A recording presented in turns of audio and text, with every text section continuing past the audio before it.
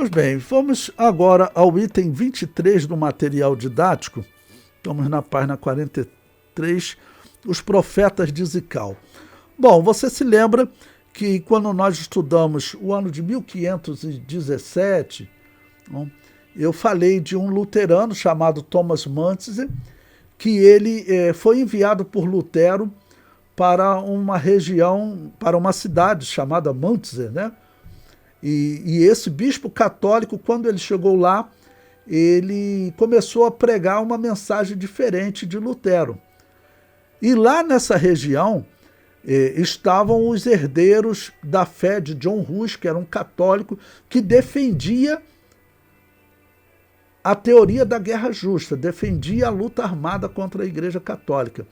Esse luterano, Thomas Manzier, ele vai se juntar a esses violentos lá, ok? E ele vai criar uma má fama para os verdadeiros anabatistas, que eu estou mostrando para vocês na história diversos documentos que mostram que eles eram pacifistas.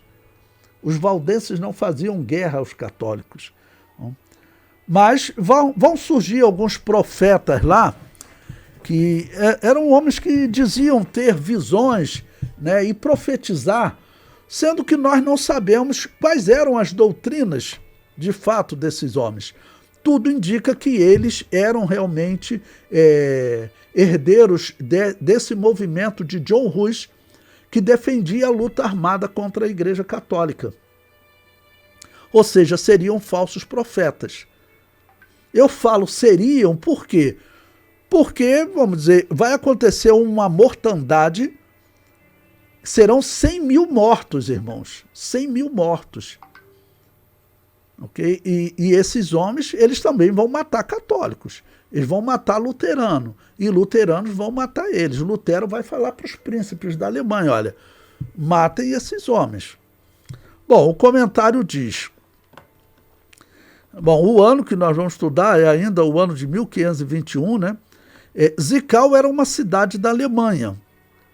No ano de 1521, apareceram alguns anabatistas que são chamados na história de profetas de Zical. Se bem que um deles nunca se provou que tenha adotado o batismo de adulto, que era Thomas Manzier. Thomas Manzier, uma pausa, ele era luterano. Ele era protestante e todos os protestantes batizavam recém-nascido. Tinha um grupo de católicos descendentes de John Hus, que a história diz que eles serão exterminados, porque a Europa vai começar, eles vão realmente fazer uma grande revolta, para você ver, 100 mil mortos, ok? Eles fazem realmente uma grande revolta, porque eles estavam passando uma grande dificuldade e vai ser uma luta de exército protestante contra exército desses revoltosos, que eles vinham mais ou menos há 100 anos, e em 1421 eles estavam em guerra contra os católicos. Falei até para vocês de um filme, né, que eu me lembro até que o pastor Gildo escreveu, foi o pastor Edmilson. Se puder, escreve de novo o nome desse filme aí, que eu me esqueci o nome do filme novamente, mas um filme moderno, né, tratando exatamente dessa história. O filme ele não trata muito de história, mas é a história dessa luta que aconteceu durante 16 anos, entre o ano 1420 a 1436. Okay? E são os herdeiros que sobraram daquela fé lá, porque os católicos acabaram vencendo eles, fizeram um acordo a princípio, depois venceram eles. Os sobreviventes agora vão organizar uma nova guerra. Por que eu estou dando ênfase? Porque se você vê determinados protestantes falando, eu vi, por exemplo, um protestante chamado Marcos Granconato, da Igreja Batista Reformada, que não é cristão, com certeza, aquele indivíduo não é cristão. Eu digo até pelas coisas que ele fala da Assembleia de Deus, ele não é cristão. E porque é ligado a essa igreja que é, com certeza, mais que absoluta, um movimento do satanismo maçônico. Para ficar bem claro, nós temos que falar isso, ok? Bom, então, esse Marcos Granconato, ele diz que esse grupo aqui, esses anabatistas, eram muito perigosos e tinham que ser mortos mesmo, porque eles eram violentos. E ele classifica os anabatistas como violentos. Eu estou mostrando para vocês na história que não é verdade. A grande maioria dos anabatistas não eram violentos. Mas eu estou mostrando para vocês também que tinham anabatistas heréticos. Os anabatistas unicistas, eles existiam nessa época.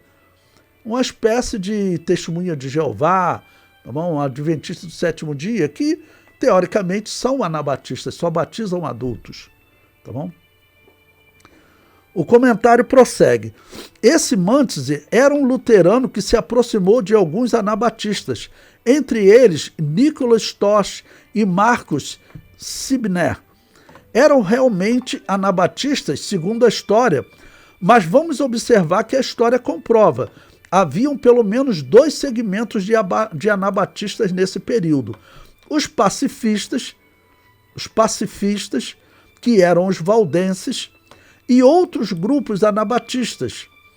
Mas havia também um grupo que descendia de John Hus, que foi queimado pela Inquisição Católica em 1415. Eles adotaram o batismo de adultos, porque Lutero diz que até John Hus adotou o batismo de adultos, eu mostrei isso para vocês, mas eles continuaram acreditando na teoria da guerra justa, e assim fizeram guerra aos católicos por 15 anos, entre 1419 e 1434. John Hus foi morto em 1415, 4 anos depois eles organizaram essa guerra da mão contra os católicos, tá ok? Eles organizaram essa guerra. Eu prossigo no comentário. Esses meio católicos e meio anabatistas defendiam a violência.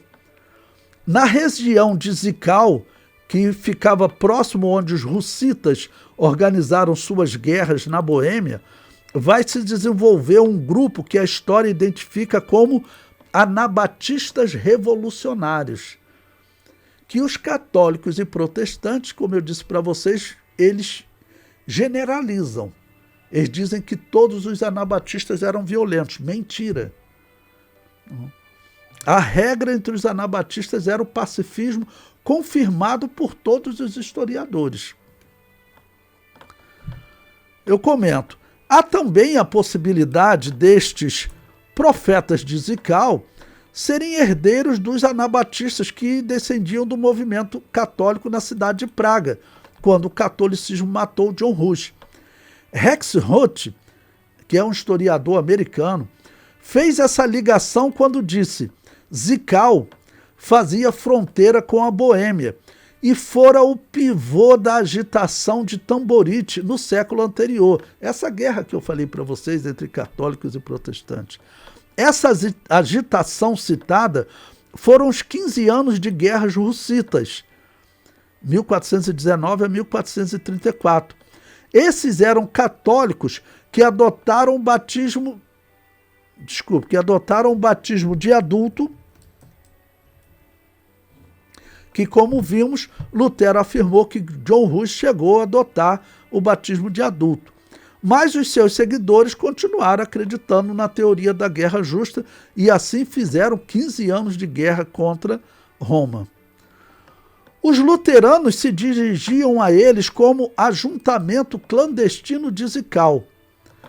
Eram desautorizados pela Igreja de Roma e pela Igreja Reformada da Alemanha, que era a Igreja Luterana, que neste momento estava nascendo, mas já exercia domínio sobre a região da Alemanha. O líder do grupo era um anabatista chamado Nicholas Stosch, um homem descrito como sem formação acadêmica, porém com um conhecimento bíblico impressionante. E aqui eu digo, irmãos, não é impossível que alguns anabatistas tenham se desviado.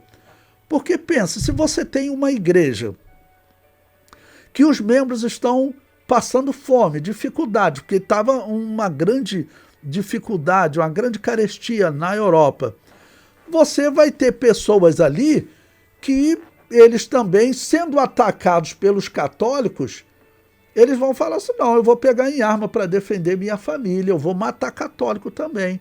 Ou então, sendo atacado por luterano, não, eu vou pegar em arma, eu vou defender minha família, vamos matar luterano também. Não é impossível que alguns irmãos tenham se desviado, tá bom? Bom, eu coloco aí, eu cito a Enciclopédia Histórico-Teológica da Igreja Cristã, que é uma enciclopédia protestante, que ela comenta. Stosch rejeitava o batismo de criança e acreditava que a fides aliena, conforme era ensinado por Lutero, não podia substituir a ausência de fé em uma criancinha. Não? Fides aliena era um termo que eles usavam para dizer a fé dos pais supre a fé das crianças. É claro que isso não é verdade. Católico e protestante prega até hoje isso. E que Marcos 16,16 exigia o batismo somente depois de a fé ter sido despertada.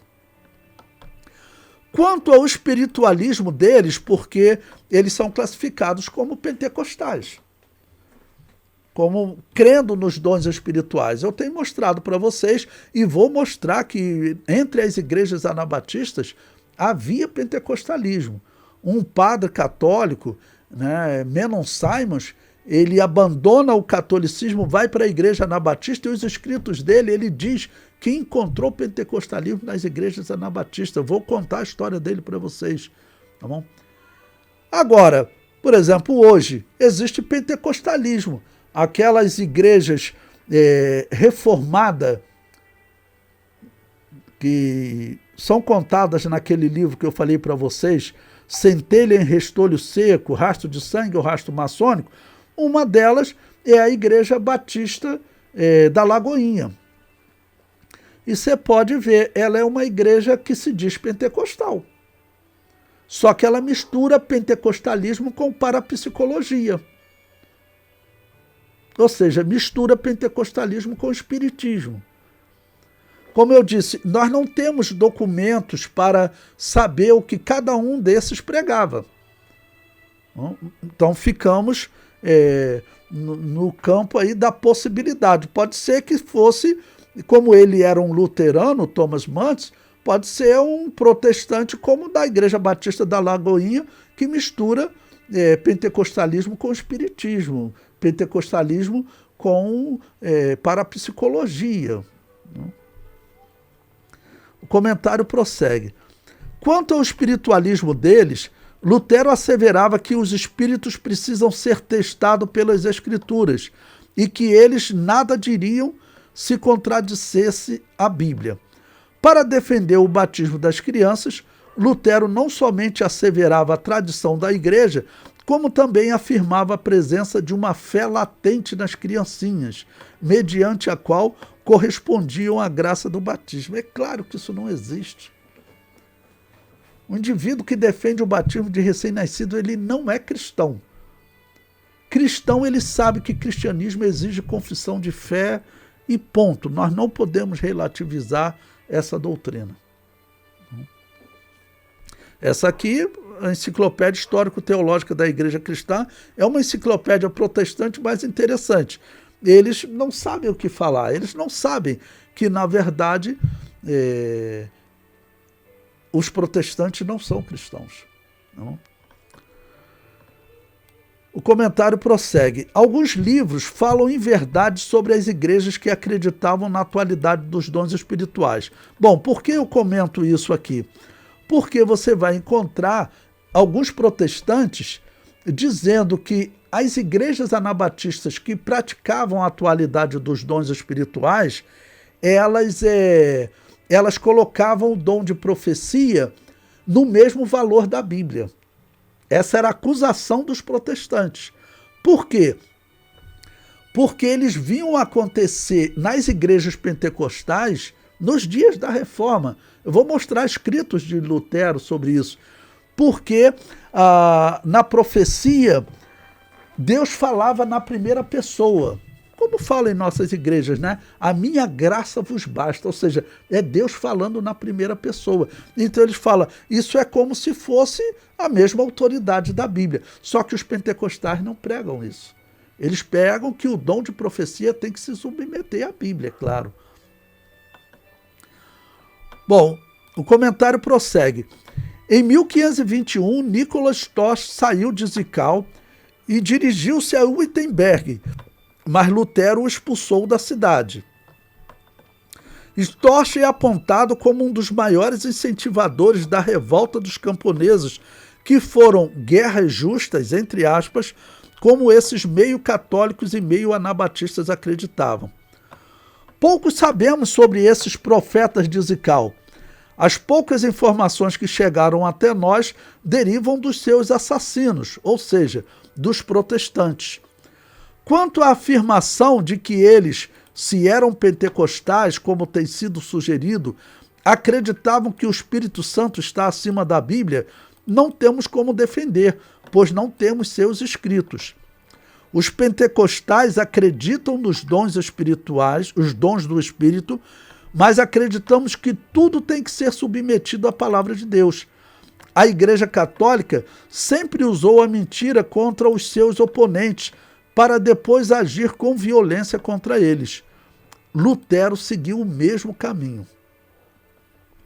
A história confirma a existência de dois grupos principais de anabatistas: os anabatistas revolucionários, derivados do protestante Thomas Manton, e os anabatistas pacifistas, que não pegavam em armas nem para se defender.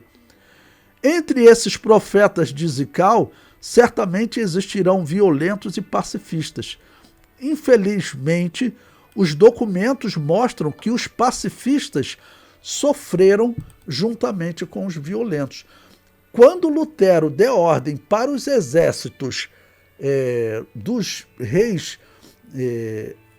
da Alemanha atacar essa revolta dos camponeses e matar 100 mil, ali certamente vão morrer pacifistas. É o que a história diz. Eu comento, o historiador comunista Kenneth Rexroth, buscando comunidades de camponeses na história para justificar o comunismo, acabou por retratar que haviam muitas comunidades de anabatistas que viviam no campo. Ele escreveu a obra Comunalismo, onde descreve essa comunidade também Nicholas Storch. Ele diz: Zwickau fazia fronteira com a Boêmia e fora o pivô da agitação de Tamborite no século anterior. Nicholas Storch, o descendente de uma família anteriormente rica e poderosa, mas que foi elevada à falência pelos proprietários das minas, juntou e organizou pequenos grupos clandestinos de Picard, um dos nomes dos anabatistas, picardes, dos remanescentes, formando um movimento aberto conhecido como os Profetas de Zwickau. Quando se encontrou com Manzer, Storch já era um líder pentecostal extremista de uma seita chiliástica de religiosos revolucionários, frequentemente bem ao gosto dos tecelões desempregados. Ou seja, veja como estava a dificuldade, famílias indo à falência, porque a Europa estava numa grande crise e a população, os camponeses, passando fome. Aí a revolta dos camponeses. O comentário prossegue. Mesmo reconhecendo ser difícil interpretar a que linha pertencia a estes homens, tudo indica se tratar de ex-católicos que buscavam uma reforma e criticavam Lutero por este não combater mais a Igreja Católica. Mesmo tendo uma situação indefinida por não ter como identificar as suas doutrinas, sabemos que haviam igrejas na Boêmia que acreditavam em pentecostalismo. A história destes profetas de Zwickau foi utilizada para difamar os anabatistas, como se a violência fosse a sua característica. Essa acusação parte de um luterano que se uniu aos camponeses de Zwickau, pequena cidade da Alemanha. Tá bom? Então, foi resultado de um luterano que acabou difamando as verdadeiras igrejas anabatistas. Ok? que, como eu tenho mostrado para vocês aqui, existe documento farto de que eles eram, existiam há séculos e eram os verdadeiros cristãos.